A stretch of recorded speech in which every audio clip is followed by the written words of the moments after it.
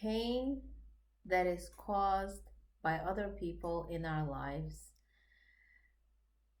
Pain is a very negative term. Pain is something we do not like to experience. It is not normal for a person to want pain, to want more of pain, or to ask for pain. However, we know that we unfortunately experience pain in our lives because to the human mind, it is natural for us not to want pain, not to want to experience it. However, there is a purpose to it, that Hashem has the bigger picture why it's there in our lives. Sometimes the pain comes from people, and sometimes it comes from painful relationships, challenging relationships. And I'm here to share with you ideas on how pain is actually a gift given to us, caused by other people in our lives. In Parshat Devarim, it is said by Moshe Rabbeinu, I instructed your judges and at that time, saying, listen among your brethren and judge righteously between a man and his brother or his litigant. You shall not show favoritism in judgment. Small and great alike shall you hear. So Moshe Rabbeinu recounts how he earned and then newly appointed judges, and he taught them how to not show favoritism towards certain candidates in a case, in order not to have their judgment become skewed. Now, a recurring theme in the Torah is to have personal considerations towards certain candidate because of a favor that they did for them, and the favors are relatively small. And the Talmud teaches us that bribes don't necessarily have to come in the form of money. Even seemingly minor changes can affect the way a person sees things. The Talmud also explains that saying nice things to a judge may be a form of bribery, and it will definitely skew his judgment. The Talmud lists several Torah scholars who refused to participate in a case after accepting favors that we in our generation would hardly say it's bribery or favors. Example number 1. The Amora Shmuel was having difficulty crossing a rickety footbridge. Someone reached out and helped him. After asking what brought him to this bridge, the man said he had a case scheduled in Shmuel's Beit Din, which is, Beit Din means court case, Jewish court. Shmuel disqualified himself from the case, obviously thinking that it's going to skew his judgment. Example number 2. Amamar was sitting in Beit Din and a feather flew on his head. He's sitting and the feather flew on his head. Here comes a fellow and came over and removed the feather. When he was talking to him and they were making small talk, he told Amamar that he was there to have his case heard, and Amamar quickly disqualified himself from hearing the case. Example number 3. The Mar Ukwa had an instance in which someone spat right in front of him, and another person came over and covered up the saliva. The second person had a case scheduled in which Mar Ukwa was to be the judge, and Mar Ukwa disqualified himself from the case. The last example I'll share is Rav Shmuel Bar Yossi's sharecropper, who would normally deliver the Rav's share of the produce every Friday. One week, the sharecropper had to be in town on Thursday for a monetary case, so he decided to deliver the produce a day earlier. Rav Shmuel Bar Yossi disqualified himself from participating in the case of the sharecropper because he thought that he may be affected by the favor of having the produce brought a day early. Now, Rav Pam shares with us a few amazing insights. And the beautiful insight is from a wondering that he had. He wondered, were the Jewish scholars so naive that the slightest favor could influence their judgment? Were they really so naive? But Rav Pam answers that this Gemara is not so much about judges and their integrity and the nature of brides, as it is about the extent of gratitude we should have for people who do favors for us. These Torah scholars were not naive. They took people's favors more seriously, much more seriously than we do. To us, such favors might be so insignificant, they're so minor, they don't need that much attention. But people who have worked on appreciating what others do for them consider these seemingly minor kindnesses worthy of so much gratitude that it might skew their judgment. Rav Pam goes on to show how many problems today in our society stem from a lack of gratitude. In other words, if we would be more grateful, we wouldn't have many of the problems we have in our generation. For example, couples take for granted the small favors that they do for each other in marriage. They expect from each other as though it is a business relationship instead of a marriage.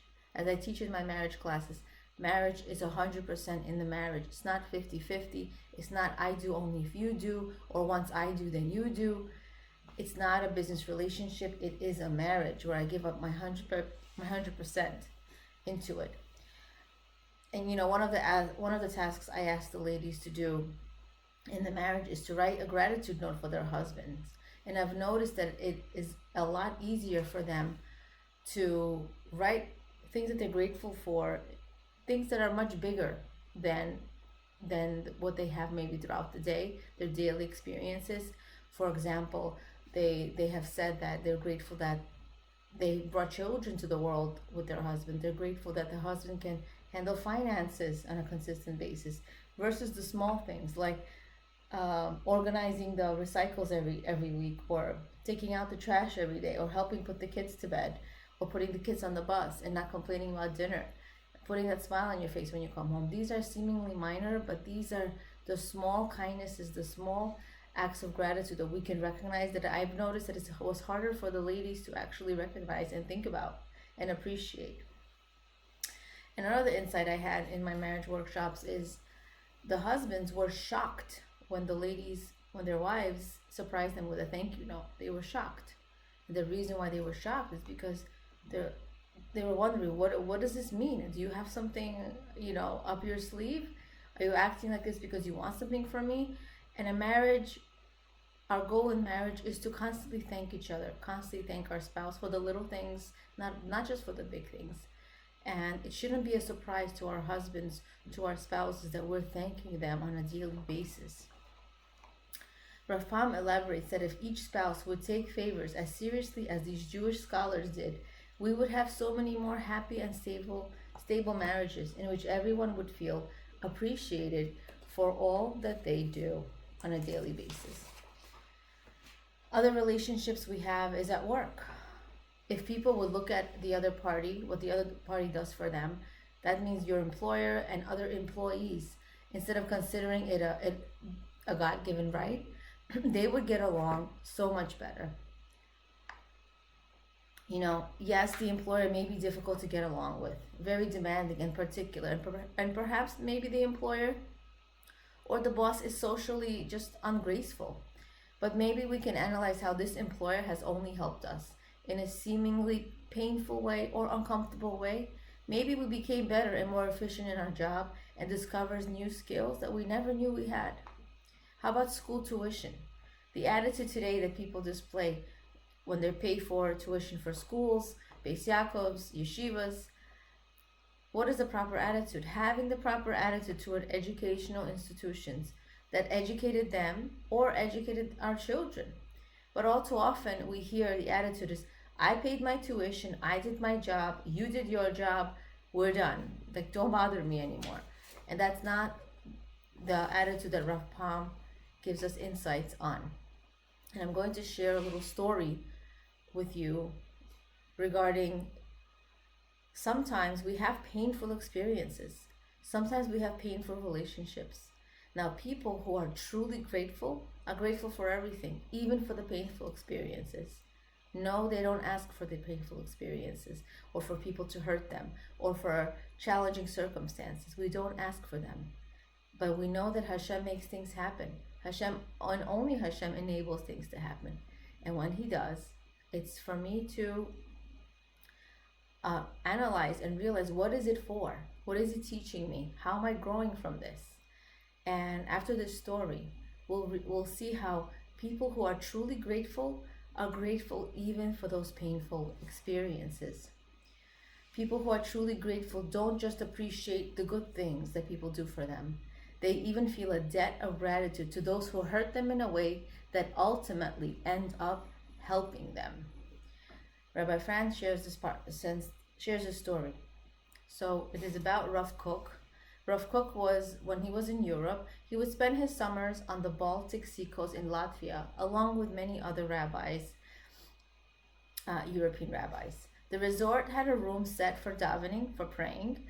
One evening, Rav Reuven Zelig Benjes had a yard site, but there were only 9 people in the improvised shul. Excuse me. There were only 9 people. You need 10 people to daven with, to pray with. One of the 9 went outside to look for a 10th man and found one nearby. Little did he realize that another man who had a yard site had gathered exactly 10 people just outside their room, and that the man who he had summoned into Rav Benj's minyan was needed for the other minyan. In other words, the minyan is the group of 10 men who need to daven for. So he got so upset. The man got so upset at Rav Benj's, for taking this man away. Now they have 9 instead of 10. The person who organized the minyan outside stormed into the room and started yelling at Rav Benj's, heaping insults upon him. Rav Kook was very well known for his great love for every Jew, but he walked over to this person who was insulting Rav Benj's, and slapped him across the face for insulting a Talmud Chacham, a Torah scholar.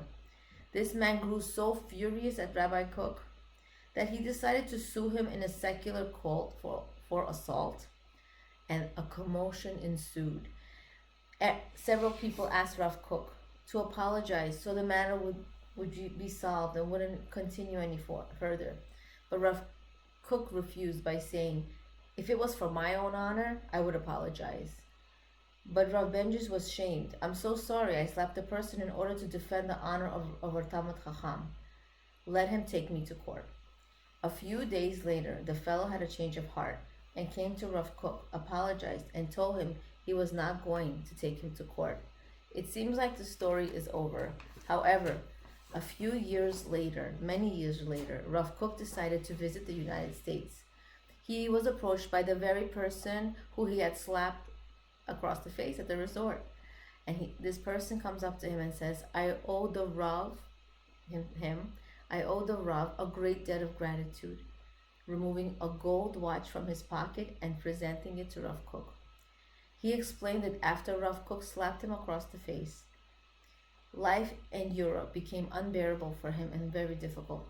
He was the talk of the town as the one who had yelled at Rabbi Benjis and got slapped from Rav Kook. When he could no longer bear the shame, he decided to leave Europe and go to America, where no one knew him.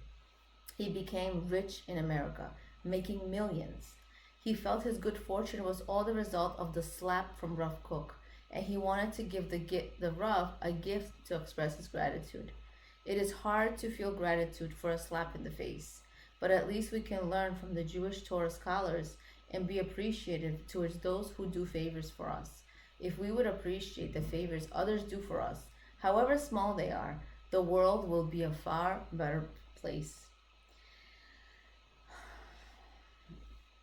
Wrapping everything up, we know that the gift of pain caused by others is hidden. It's not something we choose to unwrap. We don't want this gift. We don't want a slap in the face. We don't want difficult circumstances. We don't ask for pain from others, and we don't want difficult relationships.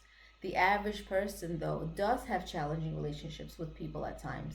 We don't seek these relationships, but we do experience them at some point in our lives, and in the end, we become stronger in character and better people.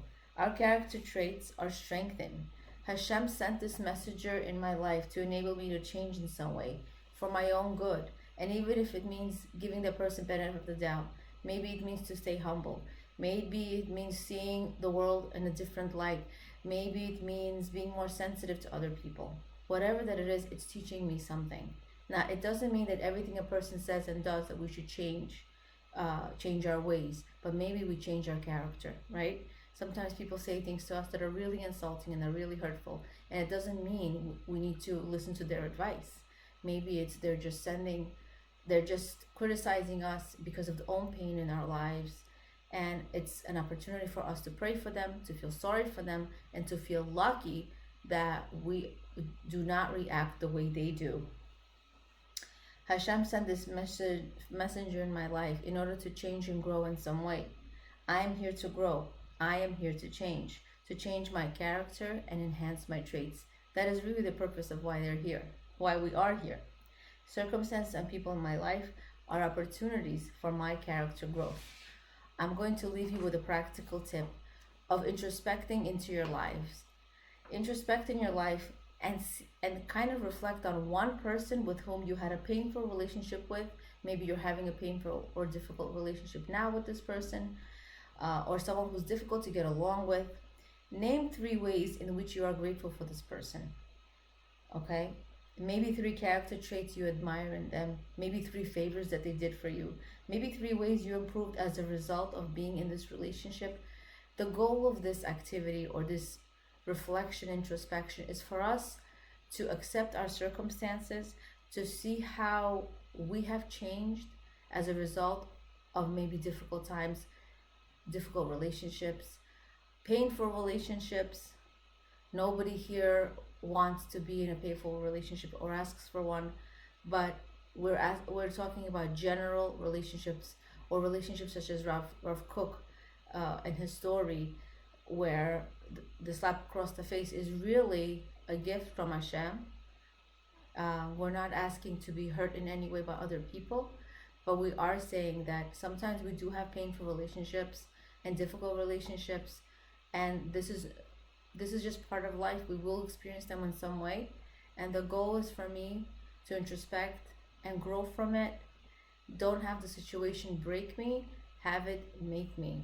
Appreciating the insights from Rabbi Fran on the Parsha, Leah Abramov, Being and Becoming, awakening awareness of your greatness and potential.